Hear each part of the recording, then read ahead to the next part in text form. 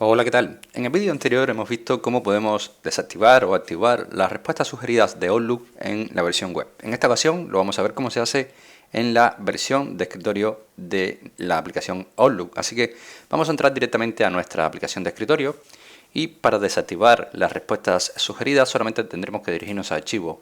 Luego nos iremos a opciones y una vez que estamos aquí dentro del apartado de opciones, lo que verás es una lista de categorías en este panel. Por lo tanto, vamos a entrar en la categoría de correo y verás que si hacemos un poco de scroll hacia abajo, tenemos la opción de respuestas y reenvíos.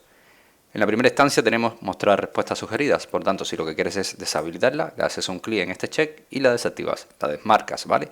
Le das a aceptar y listo. Si lo que quieres es activarla, vamos a hacer un clic, la dejamos tal cual, marcada y le damos a aceptar. Así que nada, de esta manera es como podemos activar o desactivar las respuestas sugeridas en Microsoft Outlook en la versión escritorio. Espero que este vídeo te haya gustado, te haya ayudado y si es así como siempre te digo, te invito a que me dejes tu like, suscríbete a nuestro canal y por supuesto nos vemos en un siguiente vídeo.